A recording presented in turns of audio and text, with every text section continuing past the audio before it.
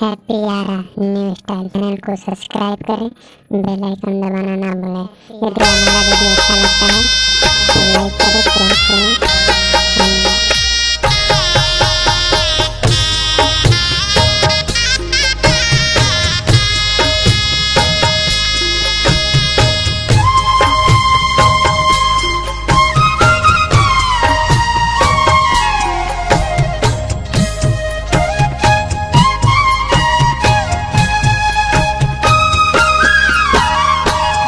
ही दर्शन शुरू जागो सैया, आजू पटना के घाट बरती पहोखिना सहैया, निहारे नैना राउर बाट,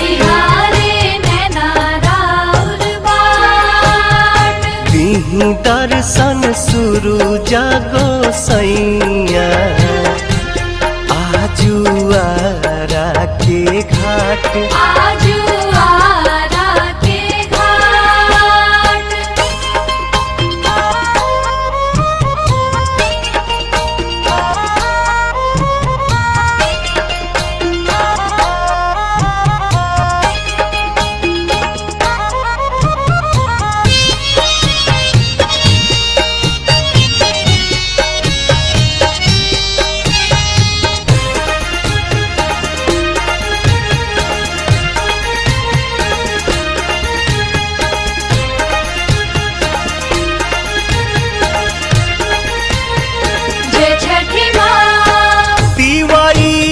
अर्घ देवे अली गंगा घटिया, रौए तरस के बेकल बाटे अखिया,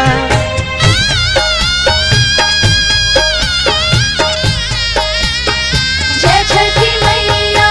तिवारी अर्घ देवे अली गंगा घटिया, रौए दरस के बेकल बाटे अखिया, हरि देव दुखवा बलैया, उगी पूर्व से मुस्कात, उगी पूर्व से मुस्कात, दीही दर्शन शुरू जागो सैया, आजू देव मुंगा के घाट, आजू देव मुंगा के घाट।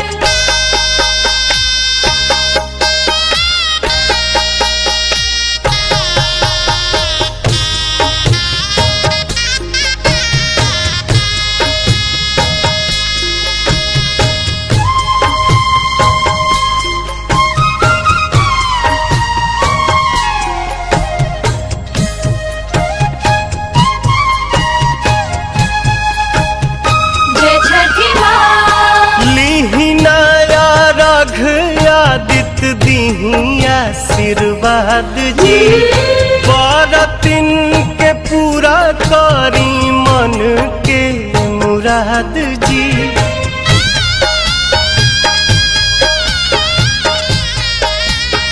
जय छठी मैया।